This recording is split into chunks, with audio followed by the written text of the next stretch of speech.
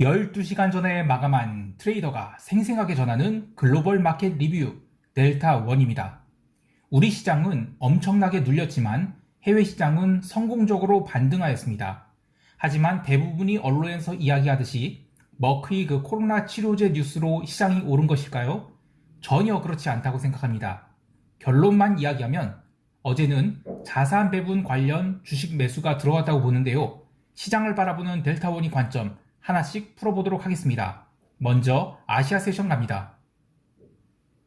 코스피 시장은 이 초반 갭 다운 이후 외국인들이 현 선물 매수를 하면서 반등이 나온 듯 했으나 30분도 안 되어 매수 압력이 약해지면서 시장이 줄줄 밀리고 말았습니다.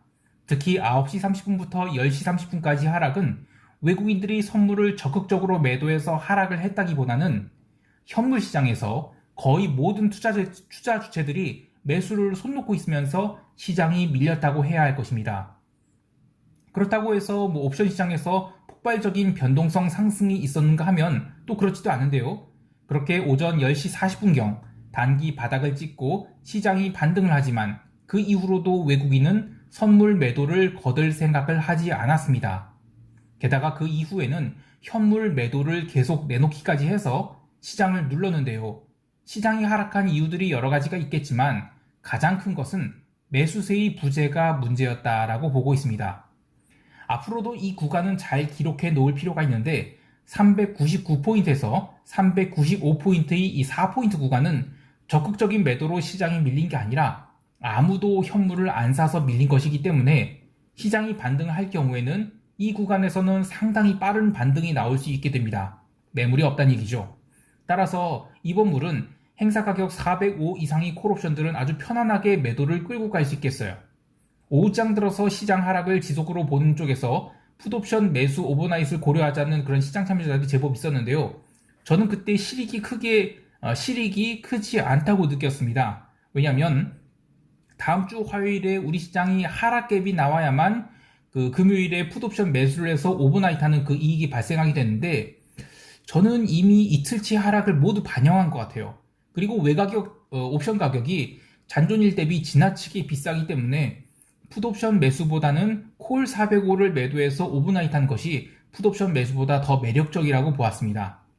물론 지금 시황순위 입장에서 미국이 반등을 했으니 풋옵션 매수야 당연히 나가리가 났고 또 콜옵션 매도도 어쨌든 손실이긴 하지만 월요일에 미국장이 어떻게 될지는 모르는 것이고 또 풋매수가 다시 살아날 수 있겠지만 미국이 변동성이 죽어서 마감을 했기 때문에 다시 시장이 하락을 하더라도 우리 시장은 추가 갭다운이 나오기에는 좀 버거워 보입니다. 다시 우리 시장 이야기를 하면 이 초반에 시장이 흘러내릴 때는 베이시스가 그닥 나쁘지 않았어요. 근데 이것은 아까 얘기한 대로 현물 시장에서 매수세가 없는 상황에서 기관들이 차익거래와 관계없이 현물 매도를 퍼부으면서 상대적으로 현물이 저평가되고 선물은 고평가돼서 베이시스가 나쁘지 않았던 것이죠. 그러니까 좋은 의미에서 베이시스 개선이 아닌 안 좋은 의미에서의 베이시스 강세가 있었던 것입니다. 그렇게 오전 10시 36분에 바닥을 찍고 나서는 외국인들이 현 선물을 계속 매도하면서 그 다음부터는 선물 누르기 시작해서 베이시스가 다시 나빠졌어요. 오후 들어서 그래도 현물 매수가 들어오지 않을까 기대했던 개인들은 콜옵션 매수를 계속 늘려갔지만 안타깝게도 프로그램 비차익 매도가 강화되면서 나가리 되고 말았습니다. 개인들이 사흘 연속 시장을 위쪽으로 맞추고 대응 중인데 물론 오늘 대량의 풋옵션 매수를 하면서 시장을 하락으로 전환시킨 게 아니냐, 시장 뷰를 하락으로 전환한 게 아니냐 할 수 있겠지만 저는 그거까지는 아니라고 봅니다. 오늘 400 풋옵션과 402 풋옵션에서 대량으로 롤링 다운이 나왔죠. 이 개인들이 풋옵션 매수는 기존 하방 배리어를 아래로 크게 내려놓은 것이라 사실 리스크는 더 커진 셈이 됩니다. 물론 극외가격 콜옵션들이 자투리가 된 것을 환매하고 아래쪽 콜옵션들을 매도한 다음 그런 롤링 다운을 했긴 했지만 그럼에도 불구하고 상방 포지션이 훨씬 더 강화되어서 시장이 여기서 횡보를 하거나 추가 하락할 경우에는 개인들은 계속 손실 구간에 있게 됩니다. 다음 주일은 다음 주 가서 판단을 해야겠지만 어쨌든 시장이 제대로 된 반등을 하지 못하고 10월이 첫 거래일에 신저점으로 레벨 다운을 했다는 것은 분명 해외 시장과 별도로 우리 시장을 부정적으로 봐야 할 요소가 되겠습니다. 또한 오전장에 흘러내린 것이 이 매수세의 부재이지 투매가 아니라고 보기 때문에 해외 시장이 상승으로 우리 시장이 갭 상승할 경우 우리 시장은 올라오면 콜매도 관점으로 접근을 해야 한다라고 보고 있습니다. 좀 더 자세한 대응 전략은 총평 때 이야기를 하기로 하고요. 유럽 세션 갈게요. 유럽 세션 시작 전에 아시아 세션에서 부정적인 뉴스가 하나 있었습니다. 미국 하원이 인프라 법안 표결 연기 소식이 전해지면서 미국 지수 선물이 급락을 해버렸죠. 근데 물론 그 뉴스만이 전부가 아니고 저는 니케이 선물 시장에서 외국인들이 지난번 그 스가 사임 이후 시장을 강하게 롱으로 질렀던 것을 기시다 총리가 선출되고 나서 이벤트 해소로 보고 이익 실현을 했다고 봐요. 그래서 오늘은 나머지 물량들 좀 세게 내던진 것으로 보고 있습니다. 그것으로 유럽 세션이 출발은 급락으로 시작을 했는데 유럽이 시가가 갭다운이 1.5%가 넘게 나왔어요. 그래서 초반 물량 털기를 하자마자 바로 반발 매수가 들어오기 시작해서 끝까지 변동성을 죽이면서 상승을 했다고 봅니다. 유럽 증시에서 체크할 부분은 세 가지가 있었어요. 첫 번째는 장 초반에 그런 급락에도 불구하고 변동성이 얼마 오르지 않은 것. 그리고 두 번째는 반등이 꾸준히 나왔는데도 변동성이 또 얼마 내리지도 않았어요. 세 번째는 증시 반등의 통화시장에서 이 비달러의 반등이 있었지만 생각보다 강하게 반등이 나오지 않은 것. 이렇게 볼 수 있겠습니다. 이 세 가지를 종합해보면 유럽 증시 반등은 자산 배분 차원에서의 주식 매수가 들어온 것이지 여기가 바닥이라고 보고 매수를 질러서 계속 위로 갈 거라고 보는 것은 아니라는 것입니다. 그러니까 지난 9월 하락을 유발시킨 이슈들, 그러니까 금리 상승, 그리고 인플레이션 리스크는 여전히 10월도 시장을 억누를 재료로서 작용할 것으로 보이는데요. 상품 시장을 살펴보면 그런 모습이 더욱 강하게 나옵니다. 우선 천연가스는 그간 워낙 강했는데다가 전일 10%대 반등이 나온 것을 유럽 증시 반등과 함께 쏠쏠 밀리기 시작했어. 종가상으로는 마이너스 7%대 하락을 맞았어요. 근데 이거는 저는 고점권에서 나올 수 있는 전형적인 변동성이라고 보고 있습니다. 여전히 원자재의 그 대세 상승을 꺾을 이유는 없다고 보고 있습니다. 특히 아직 겨울이 제대로 시작되지 않았다는 점을 결코 잊지 말아야 되겠습니다. 구리도 참 다이나믹했죠. 최근에 계속 눌려서 아시아 세션에서는 마이너스 1%까지 밀렸는데 LME 세션 퍼스트 드링 때 급등을 하게 됩니다. 그래서 1.4%대까지 오르더니만 미국 세션 들어서 증시가 저점 찍고 반등을 하자 종가에는 무려 2.5%까지 종가 고가로 달려버렸습니다. 기름도 장중 조정을 아주 자연스럽게 하면서 상승폭을 키워나가서 브렌트는 79.24달러까지 올라왔고요. 텍사스도 75.74달러까지 올라왔습니다. 한 가지 더 챙겨볼 것은 소맥인데 농산물 저도 별로 좋아하진 않지만 옥수수철이랑 소맥철이 달라요. 먼저 옥수수 시즌이 오고 그 다음 한 석 달 정도 있다가 소맥 시즌이 오죠. 근데 소맥이 어제 4.41% 상승을 했어요. 물론 이제 월말 월초 효과로 오른 것도 있지만 전반적으로 농산물 포함해서 상품 가격이 고르게 상승했다는 것은 10월이 화두주 중 하나인 인플레이션 리스크를 반영하는 것으로 봐야 되겠습니다. 마지막으로 채권인데 채권 시장은 조금 다르게 봐야 되는 게 있습니다. 사흘간 단기물 금리는 또 급격하게 빠졌거든요. 근데 장기물 금리는 거의 밀리지 않았어요. 고용지표가 망가지는 것이랑 증시가 살살 밀리는 것에 대한 우려를 좀 반영한 것 같은데요. 그렇다고 해서 장기물 금리가 다시 밀릴 거라 보진 않아요. 밤 11시에 그 ISM 제조업 지수가 발표됐는데 예상보다는 잘 나왔습니다. 61.1로 이 저널비보다도 그리고 컨센서스보다도 잘 나왔는데 그러면 좀 채권 가격이 빠질 줄 알았는데 거의 눌리지 않았어요. 그런데 그렇다고 해서 오르지도 않았거든요. 왜냐면 그 전에 이미 단기 금리는 한참 내려왔습니다. 그러니까 단기 채권들 많이 올라온 상태에서 미국 증시가 시작됐어요. 그래서 채권 시장을 잘 정리해보면 증시의 하락 조정 리스크를 어느 정도 반영을 했다고 보고 있습니다. 그러나 대세는 변함이 없다고 봐요. 즉 장기 금리 상승은 변함이 없다고 봐서 저는 10년물 국채 매도를 6개까지 늘려놨습니다. 자, 이제 미국 세션 넘어갈게요. 미국 지수 선물은 이 개장 직전 머크의 그 경구 투여용 코로나 치료제 소식이 전해지면서 급등을 합니다. 근데 그 전부터 유럽 증시가 바닥을 찍고 올라온 상태라서 미국 지수 선물은 상승을 했다기보다는 본장 시가는 전일 종가 수준까지 회복했다. 그 정도로 출발을 봐야 되겠습니다. 그래서 일부 언론에서 머크위 치료제 때문에 미국 시장이 올랐다고 하는 것은 저는 잘못된 뷰라고 생각해요. 왜냐하면 머크는 장 초반에 갭 상승하고 나서 본장에서 추가 상승하지 못했습니다. 그럼 시장이 진짜 오른 동력은 무엇일까요? 본장 시작 후 시장은 또 나스닥 중심으로 눌림이 나옵니다. 나스닥이 눌림은 생각보다 크게 나와서 최근 들어서 기록한 저점을 모조리 깼는데 저는 목표가인 14,550에 기존에 끌고 오던 나스닥 매도를 대놓았는데 저것이 과연 체결될 것인가 사실 좀 많이 고민됐어요. 그런데 놀랍게도 유럽 세션 마감 1시간 전에 청산을 시켜줬습니다. 물론 숏 포지션을 청산하는 것과 롱 포지션을 새로 잡는 것은 전혀 다른 메커니즘이기 때문에 거기서 바로 롱으로 돌리거나 하진 않았어요. 그런데 그래도 이번에 이 15,300포인트대에서 매도한 나스닥 매도를 분할해서 잘 청산해서 이번 조정에서 그 하락 파동 하나는 잘 챙겨 먹었다라고 생각됩니다.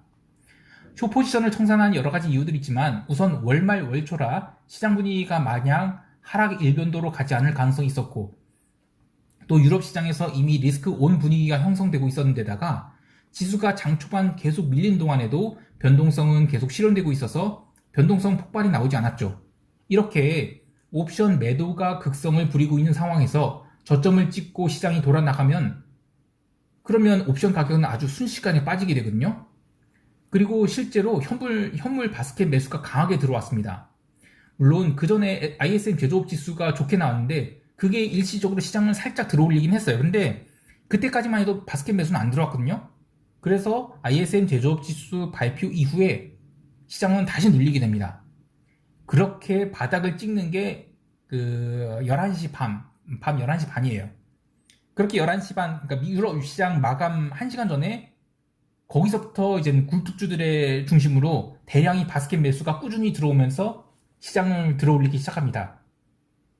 나스닥 지수는 상대적으로 약했어요. 근데 결국에 변동성 하락 그리고 이 굴뚝주들에 대한 현물 바스켓 매수의 압력을 당해내지 못해서 상승 마감을 했는데 시장을 종합해보면 어제의 매수세는 이 자산 배분 차원에서 채권 비중 축소 그리고 주식 비중 확대 그리고 주식 비중 확대는 그 특별히 굴뚝주 매수 그리고 기술주는 상대적으로 매도가 나왔다. 그렇게 정리할 수 있겠습니다. 그리고 이것은 유럽 시장도 동일했다고 봐요. 새벽에 발표된 CFTC의 그 주가 지수 투기적 포지션을 보면 더욱 명확하게 알 수 있는데 S&P 투기적 매수는 지난주에 순매수가 한 5만 계약가량 됐는데 이번 주에는 무려 7만 3천 계약까지 증가를 했어요. 반면 나스닥의 투기적 매수는 아직 의미 없는 수준이지만 순매도로 전환해서 10월을 대하는 시장의 관점을 확인할 수 있었습니다. 자, 이제 시장 총평하면서 대응 전략 이야기해 볼게요. 한국 시장은 이 월요일 대체 공휴일로 휴장을 하기 때문에 따로 전략을 이야기하진 않겠습니다만 월요일에 열리는 아시아 세션에서 챙겨볼 것은 우선 니케이 지수가 추가 하락을 한지 그리고 인도가 조정을 받는지를 봐야 되겠습니다. 생뚱맞게 왜 갑자기 인도 이야기를 하는가 하면 아마 아직 인도 이야기를 하는 사람들이 없을 것 같아요. 그 지난 6월에서 7월까지 인도 증시는 고점에서 한참 횡보를 했거든요. 그래서 거기서 이제 미결제약점 모아서 8월과 9월에 엄청난 상승을 보였습니다. 근데 이때 상승 논리가 이머징 시장 내 중국 바스켓을 치우고 대체제로서 인도를 매수한 것이라고 생각을 했어요, 저는. 근데 결국에 이 테이퍼링 이슈는 이머징 증시에 대한 압박으로 다가올 것으로 봅니다. 그래서 그것에 대한 선행 지표로서 인도 증시가 조정을 보이지 않을까 해요.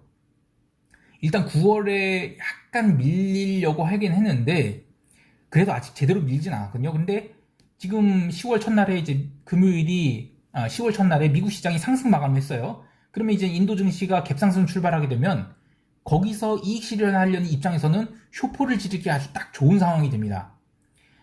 매크로를 한 입장에서 전 세계 증시를 다 보게 되고 그게 어떤 때는 약으로 작용할 수 있지만 반대로 쓸데없이 많은 노이즈에 시달려서 도구로 작용할 수 있습니다. 저는 개별 종목 트레이딩을 하지 않기 때문에 뭐 이런 노이즈를 적당히 걸을 수 있는데 저희 매크로 뷰를 참고하시는 이 주식 거래하시는 분들은 저희 시장관에 대해서 매크로 트레이딩 하는 사람들은 대충 이렇게 보겠구나 하는 특히 이제 외국인들은 한국 시장을 포함한 이머징을 대충 이렇게 보겠구나 하는 감을 느끼는 정도로 대응을 하셨으면 좋겠습니다. 자, 해외 시장에 대해서는 나스닥 매도는 모두 청산해서 아까 그 하나의 하락 프레임을 잘 챙겨 먹었다고 생각을 해요. 그렇다고 해서 여기서 이 V 반등을 할 거라 생각되지는 않습니다. 어제 변동성을 무려 5.7% 하락을 시켰지만 변동성 선물과 지수와의 괴리는 역대급으로 훼손된 상황인데요. 그만큼 최근 지수 하락에 풋옵션 매수자들이 이익 실현을 많이 했다는 얘기죠. 그러니까 여기서 시장이 급등을 못하고 일주일 정도 양음양 등락을 보이다가 다시 내려가게 되면 이번에는 하락을 하면 아주 큰 하락이 나올 수 있다고 봐요. 다음 주에는 이 초반에 ISM 서비스업 지수 그리고 금요일에는 US 논팜 페이롤이 나오죠. 이때의 시장 반응이 향후 지수 방향성을 결정하지 않을까 합니다. 따라서 증시에 대해서는 추세로 롱이나 숏을 지르지 않고 다음 주는 단기 매매를 좀 짧게 끊어먹는 전략이 좋겠고요. 차후 방향성을 지를 수 있는 자본을 모아가는 기간으로 사용해야겠습니다. 그리고 상품 시장에 대해서는 계속 롱 관점 유지하고 있습니다. 브렌트 80달러 돌파는 기정사실이라고 보고 있고요. 나머지 커머디티들에 대해서도 계속 상승 관점 보고 있습니다. 하나 더, 다음 주에는 호주의 금리 결정이 있어요. 과연 호주가 금리 상승 대열에 동참할 수 있을지가 궁금한데 최근 비달러가 과도하게 빠졌거든요. 그래서 여기서 급반등이 나올지 잘 지켜봐야 되겠습니다. 마지막으로 채권 시장에 대해서는 계속 숏 관점 유지합니다. 10년 국채 6개 매도 홀딩 중이고요. 억당 한 4, 5계약 정도가 4, 5계약 정도가 적정 수량이라서 다음 주에 채권이 올라오면 여기서부터는 선물 매도 추가하지 않고 저는 콜 매도를 좀 추가할 생각입니다. 한 주가 이렇게 끝났습니다. 벌써 아침 공기가 쌀쌀한 10월이 되었어요. 올해도 금방 가네요. 환절기 감기 조심하시고요. 즐거운 주말 되시기 바랍니다. 이상 델타원이었습니다. 감사합니다.